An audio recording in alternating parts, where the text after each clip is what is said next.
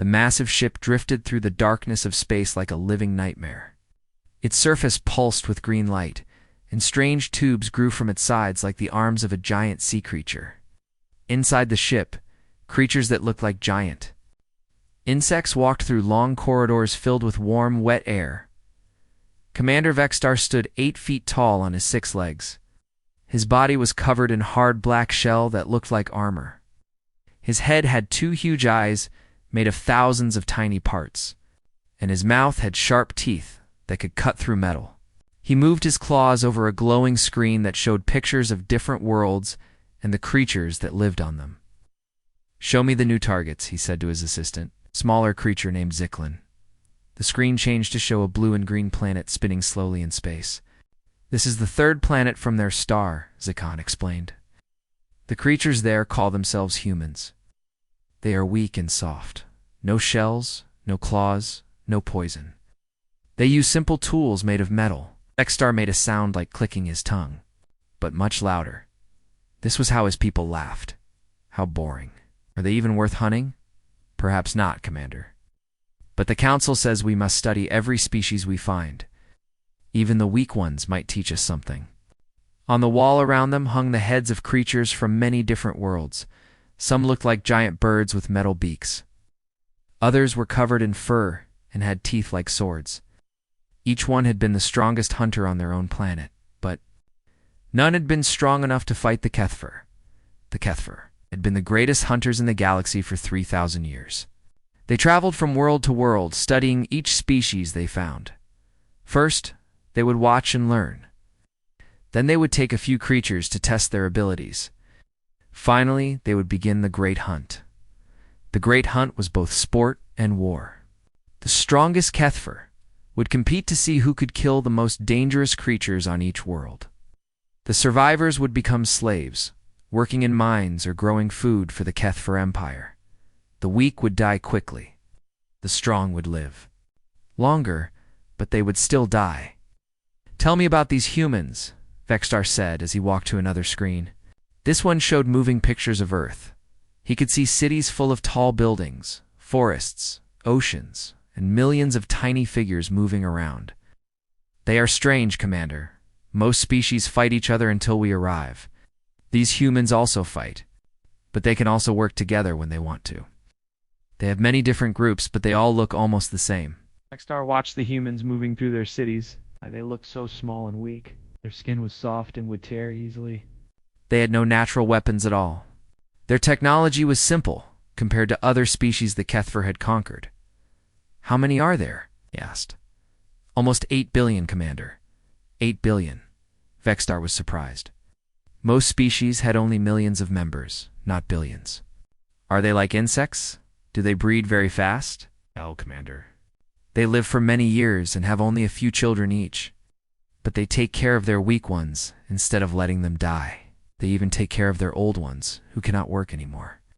This made Vexstar curious. Most species let their weak members die so the strong ones could have more food and space. Why would humans waste energy on creatures that could not help them survive? "Show me their weapons," he commanded. The screen showed human soldiers with guns, tanks, and flying machines that dropped bombs. Vexstar watched for several minutes, then made his clicking laugh sound again. "These are not weapons," he said. "These are toys. Look at this." He pointed at a human tank. It moved so slowly, our hunters could run around it in circles. "And these flying machines, they are loud and clumsy. Our bioships could catch them easily. Should we classify them as Tier 8, Commander?" "The lowest level." Vexstar thought for a moment. "Make them Tier 7. They have large numbers, and sometimes quantity can make up for weakness, but they will not last long once we begin hunting them." He walked to a different part of the ship where other Kethfer were preparing their hunting equipment. Their weapons were not made of metal like human guns. Instead, they were grown from living tissue that could change shape and adapt to different situations. A Kethfer weapon could become a sword, a gun, or a net, depending on what the hunter needed. "Prepare the advance hunting team," Vexstar ordered. "We will start with small groups. Take a few humans from different areas. Study how they fight and how they die. learn their weaknesses. Yes, Commander, how many hunters should we send? 10 should be enough, maybe fewer. We do not want to make this too easy. Vexstar looked at the picture of Earth one more time. After we understand how they work, we will begin the great hunt. It will be over quickly. As the Kethfer ship moved closer to Earth, the creatures inside made their plans. They had conquered hundreds of worlds and thousands of species. None had ever given them real trouble. These humans would be no different. But they were wrong. Dr. Yuna Kim sat in her small office at the Seoul Space Center, staring at her computer screen with tired eyes. She had been working for 14 hours straight, but the numbers on her screen did not make sense. The satellite data showed strange energy patterns over the Pacific Ocean that should not exist. This is impossible, she whispered to herself, then called across the room. Jin-ho, can you look at this? Dr. Park Jin-ho rolled his chair over to her desk. He was younger than Yuna and always made jokes to keep everyone happy, but now his face looked serious as he studied the data. What am I looking at? He asked. Energy readings from the deep ocean. Look at the pattern. Yuna pointed at the screen. These spikes happen every 3 days, always near the deepest parts of the ocean. But there is nothing down there that could make this much energy? Maybe it is underwater earthquakes?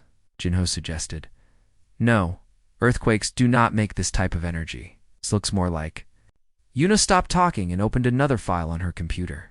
Look at this. It's missing person reports from coastal cities around the world. The screen showed a map of the world with red dots marking where people had disappeared. Jin-ho counted 17 dots, all near the ocean. That is strange, but people go missing all the time, he said. Not like this. Look at who is missing. Yuna clicked on each red dot. A champion swimmer in Australia, a deep-sea fisherman in Japan, a Navy SEAL in California, a professional surfer. In Hawaii, all of them were the best at what they did in the water. Jin-ho felt cold fear in his stomach. You think something is taking them? Before Yuna could answer, her phone rang. The caller ID showed it was from the government. Far away in Alaska, Min-ho Choi was having the worst day of his life. He worked as a hunting guide, taking rich people into the wilderness to hunt deer and bears. He knew every tree and rock in the forest. But today he had found something that should not exist. The thing that attacked him moved like liquid metal, but hit like a truck. It was 8 feet tall, with 6 legs, and eyes like a fly, but 1,000 times bigger. When it saw him, it made a sound like glass breaking mixed with the roar of a lion. Min-ho ran faster than he had ever run in his life. Behind him, he could hear the creature crashing through the trees. Its feet made wet, slapping sounds on the ground, and it breathed like a machine running too fast. He reached his truck and jumped inside, starting the engine with shaking hands. In his rearview mirror, he saw the creature standing at the edge of the forest, watching him drive away. It did not chase him, but Min-ho could feel its huge eyes. Studying him like he was an interesting bug, the creature had been playing with him. It could have killed him easily, but it chose not to. That scared Min-ho more than anything else. 3 days later, Lieutenant Colonel Hyo Lim sat in a room deep underground beneath a military base. The room had no windows and thick metal walls. Around the table sat people from many countries: Americans, Russians, Chinese, British, and others. They all looked worried. Ladies and gentlemen, Tayo began, we have a problem. In the past month, we have received reports from around the world about creatures that should not exist. She pressed a button, and the lights went down. Showed Min-ho's video from Alaska. The creature in the video moved too fast to see clearly, but its shape was wrong. It looked like a giant insect, but insects could not grow that large on Earth. This video was taken in Alaska. We have similar reports from Canada, Russia, and Norway, all in remote areas, all describing the same type of creature. A man from the British intelligence spoke up. How do we know this is not fake? Anyone can make a video on a computer these days. Hayu pressed another button. The screen showed photos of footprints in mud. Each footprint was as big as a dinner plate and had 6 toes with sharp claws. These footprints were found at 12 different locations. The soil analysis shows they were made by something that weighs over 800 pounds. The claw marks go 3 inches deep into solid rock. A woman from the Russian military raised her hand. What about the missing people? Are they connected to these creatures? We believe so. Every person who disappeared was an expert in their field. The best swimmers, the best soldiers, the best hunters. Something is taking our strongest people. The room was quiet for a long moment. Finally, an American general asked the question everyone was thinking. Eh? What do they want? Hio looked around the table at all the worried faces. We think they are studying us, learning how we fight, how we hunt, how we survive. The question is why. She pressed one more button. The screen showed a picture of space with thousands of stars. Yesterday, our satellites detected something large. Moving toward Earth from deep space. It will arrive in 2 weeks. How large? Asked the British man. Larger than any ship we have ever built. Much larger. The room fell silent again.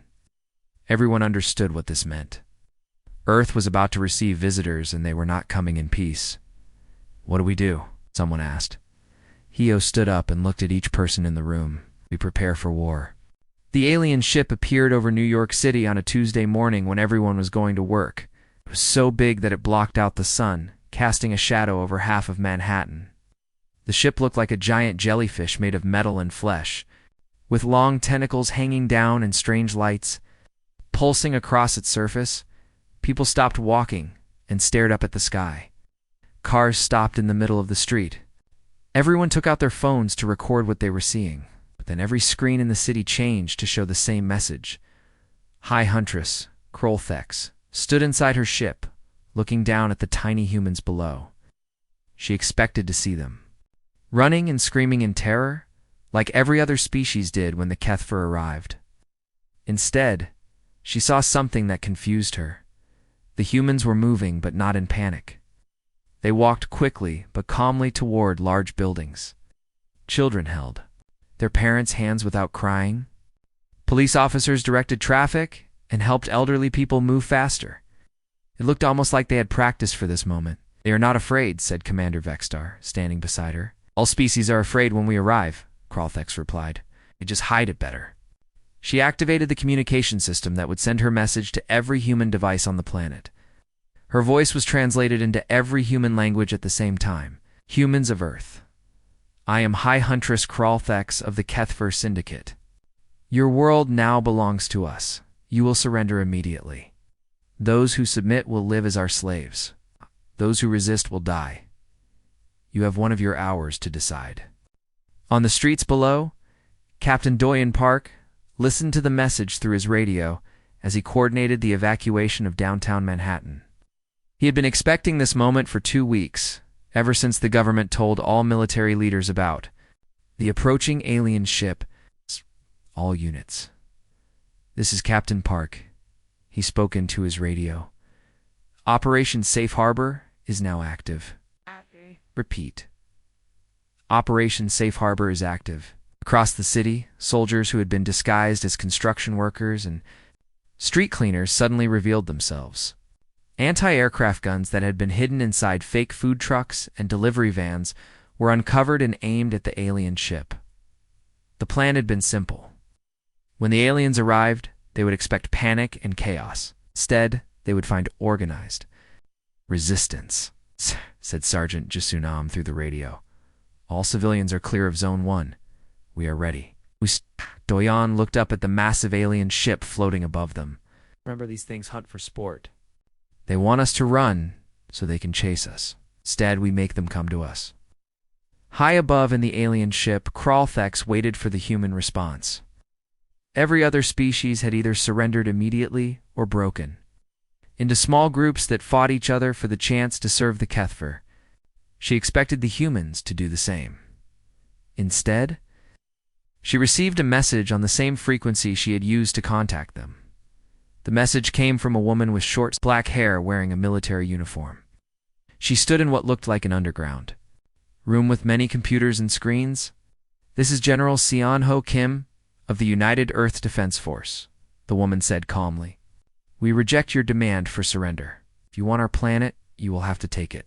Welthex clicked her mandibles in annoyance. United Earth Defense Force? They have united their entire species in just 2 weeks? Impossible, said Vexstar. No species can organize that quickly. But as they watched their sensors, they could see that it was true. Military forces from every nation on Earth were working together. Communication signals flowed between countries that had been enemies just days before. It was like the entire human species had become one giant organism. Perhaps they will be more interesting than we thought, Kralthek said. Release the first hunting party, 100 hunters. Let them have some fun with the humans in their largest city. The bottom of the alien ship opened like a flower, and small creatures began dropping toward the city. Each one was the size of a large dog but moved like a spider, with 6 legs and claws that could cut through steel. They landed on rooftops. In streets, looking for humans to hunt, but the streets were empty. Sergeant Jisoo Nam crouched in the subway tunnel beneath the city, listening through her headphones as the alien creatures moved around above her. She commanded a team of 20 soldiers, all hidden in the underground tunnels that connected every part of Manhattan. Contact, whispered one of her soldiers. 3 creatures entering the subway at 42nd Street. Jisoo smiled grimly. The tunnel at 42nd Street looked like a normal subway entrance, but it was actually a trap. The walls were lined with explosives, and there was only one way out.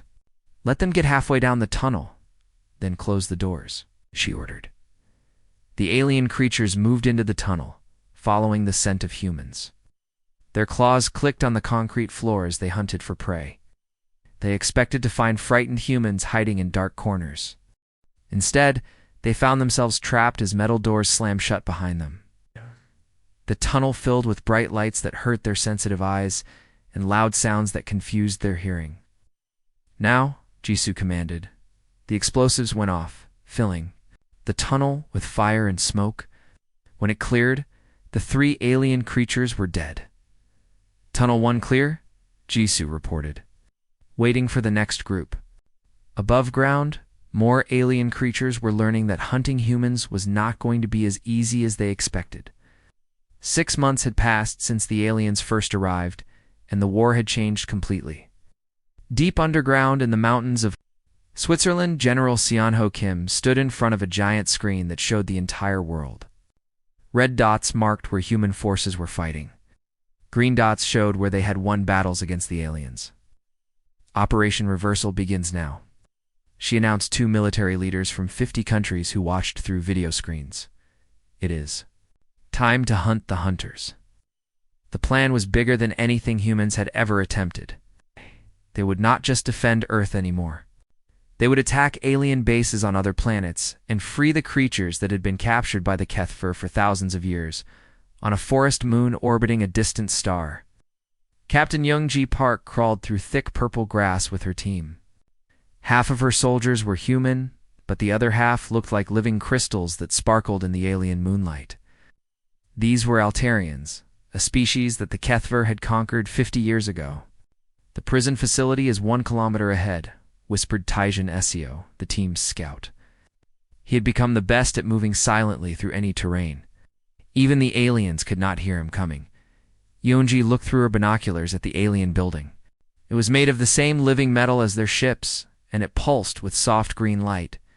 Inside were thousands of creatures from dozens of different worlds, all waiting to be killed by Kethver hunters. Moran, what do your scanners show? Yoonji asked the scientist on her team. Dr. Lee Moran studied her handheld device. 17. Different species inside. Some I have never seen before. The building has 12 guards, all Kethver warriors. 12 against 23, said Yoonji. I like those odds. 6 months ago, 12 Kethver warriors could have killed 100 human soldiers easily. But humans were fast learners, and they had been studying their enemies. Ow. They knew that Kethver had excellent hearing, but poor vision in bright light. They knew that Kethver weapons needed time to adapt to new threats. Most importantly, they knew that Kethver had never fought an enemy that fought back intelligently. The attack began at exactly midnight. Taijin appeared behind the first guard like a shadow, using a blade made from alien metal to cut through its shell. The creature died before it could make a sound. At the same time, the Altarian warriors used their crystal bodies to focus the moonlight into beams of burning energy. The beams cut through the prison walls like hot knives through butter. Inside the facility, thousands of imprisoned creatures heard the sounds of battle and began to hope for the first time in years, back on Earth. The war had moved into the cities, but not the way the aliens had planned. Corporal Jin Wuhan led his team through the ruins of Los Angeles, but they were not running from the aliens, they were hunting them. "Targets spotted," whispered Private Hong Kong from her position on top of a damaged building. She had become one of the best alien hunters on Earth, known for her patience and perfect aim. 3 Kethfer moving down 5th Street. The alien hunting party moved carefully through the empty street, looking for humans to kill. They had learned to be more careful after losing so many of their warriors to human traps. But they still thought like hunters, not like prey. They did not notice the thin wires stretched across the street at ankle height. They did not see the small cameras watching their every move. They did not hear the whispered communications between human soldiers hidden in the buildings around them. "They are entering the kill zone now," reported Jinwoo. The street looked empty, but it was actually full of hidden dangers. Humans had learned to use the aliens' own technology against them. The wires across the street were connected to captured alien weapons. The buildings around them held not just human soldiers, but also freed alien warriors who wanted revenge against their former masters. "All units, execute," Jinwoo commanded.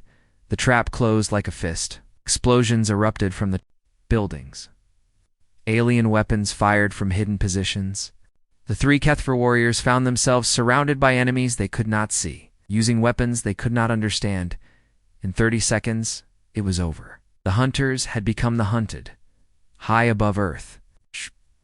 Commander Vexstar stood in the ruins of what had once been his mighty ship. Human aircraft and captured alien vessels had worked together to bring it crashing down into the Pacific Ocean. Now it sat on the ocean floor, slowly filling with water. "Hi, Huntress," he spoke into his damaged communication device. "We have a problem. The humans are not just defending themselves anymore, they are hunting us." Kralthex's voice crackled through the static. "Impossible. We are the ultimate predators. We have conquered 1,000 worlds." "Not anymore," Vexstar replied, watching through a broken window as human submarines surrounded his crashed ship. "They have turned our own tactics against us. Study us like we studied them. They use our weapons better than we do. And they have freed many of the species we conquered. All of them want revenge." The communication device went quiet for a long moment. Then Kralthex spoke again, and for the first time in her life, her voice carried fear. How many species have they freed?" 47 at last count. "And they are all working together against us." Another pause. "Retreat to the homeworld. We will make our final stand there." But Vexstar looked at his damaged ship and his frightened warriors, and he knew the truth. There would be no final stand. For the first time in 3,000 years, the Kethfer were no longer the apex predators of the galaxy.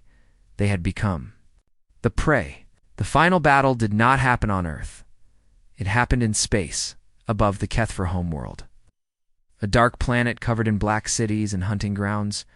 Admiral Minseok Jung stood on the bridge of the Unity, the first spaceship that humans had ever built to travel between stars. But the Unity was not just a human ship. It had been built using technology from 47 different alien species that humans had freed from Kethfer prisons. The ship's hull was made from Altarian crystal that could bend light around it. Its engines used Medani, water-based fuel that burned cleaner than anything humans had invented. Its weapons combined human engineering with alien biology to create something completely new. "All allied fleets, report your status." Admiral Minseok spoke into his communication device. The answers came back in many different languages and sounds. The Medani spoke in songs that sounded like whale calls. The Altarians chimed like crystal bells. Their species used colors, smells, or vibrations to talk. But somehow, they all understood each other. Captain Suyang-an, who commanded the mixed crew of humans and aliens, smiled as she listened to the reports. 6 months ago, these species were enemies or strangers. Now they fight together like family. "That is humanity's gift to the galaxy," said Admiral Minseok, who showed them. that working together makes everyone stronger. Down on the surface of the HFY homeworld, the Syndicate Council met in their ancient fortress for the last time. They sat in a circle around a pool of glowing liquid that showed them images of the battle above their planet. For 3,000 years, this room had been the center of the galaxy's most powerful empire. Now it felt like a tomb. High Huntress Kralthex watched as her remaining ships were destroyed one by one. The Allied fleet was not just bigger than her forces, it was smarter. Every species in the Alliance knew the HFY's weaknesses because they had been hunted by them for so long. "We are defeated," said one of the council members, his mandibles clicking nervously. "How is this possible?" asked another. "We are the ultimate hunters. We have conquered hundreds of worlds." Kralthex looked at the images in the pool and finally understood. "We taught the galaxy that only strength matters," the humans showed. "The galaxy that together, they are stronger than us." The communication system activated, and a human voice filled the room. It was Ambassador G. Park, speaking from the Unity. "HFY Council, this is the Galactic Alliance. Your fleets are destroyed, your empire is finished. We demand your surrender." The council members looked at each other with fear in their compound eyes. They had given this same ultimatum to countless species, but they had never been on the receiving end. "What will you do to us?" Kralthex asked. "That depends on you," Ambassador Jahé replied. "You can choose to join the new galaxy we are building, or you can choose extinction." "Join you?" Kralthex was confused. "You would trust us after everything we have done?" "Trust is earned," the human woman said. "But everyone deserves a chance. To change?" 3 days later, representatives from dozens of species gathered on a space station that orbited the HFY homeworld. The station had been built in just 2 weeks, with every species contributing something. It was a symbol of what they could accomplish together. The peace treaty was unlike anything the galaxy had ever seen. Instead of one species ruling over all others, every species would have an equal voice in the new government. Resources would be shared. Technology would be traded freely. No species would hunt another for sport. Some of the HFY accepted the new order. They learned to use their hunting skills to explore new worlds instead of conquering them. Refused to change and were exiled to empty planets where they could live alone. Commander Vexstar was one of the HFY who chose to change. He now worked as a security officer on Alliance ships, protecting the same types of creatures he had once hunted. It was strange, but he found he enjoyed protecting others more than he had enjoyed killing them. Dr. Unikim, now an old woman with gray hair, stood in the observation deck of the space station and watched ships from dozens of worlds dock peacefully together. Her granddaughter Chao Yung, who was 10 years old, stood beside her. Grandmother Chao Yung asked, "Why didn't we become the rulers of the galaxy after we won the war?" "We were the strongest." Una smiled and put her hand on her granddaughter's shoulder. "Because, little one, the strongest thing humans ever built was not a weapon. It was friendship." She pointed to the window where they could see human children playing with young aliens from many different species. Some looked like living crystals, others like small dragons, and some like walking trees. But they all played together like they had always been friends. "Look at them," Una said. "They will grow up in a galaxy where no one hunts anyone else, where everyone works together to build something better." In the years that followed, the galaxy changed completely. Worlds that had been empty became gardens. Species that had been enemies became partners. Technology advanced faster than ever before because everyone shared their knowledge. The HFY had ruled through fear for 3,000 years. But fear only lasts as long as the one who causes it. Hope, on the other hand, can last forever, and hope was what humanity had given. To the galaxy, the hunt was over. The building had begun.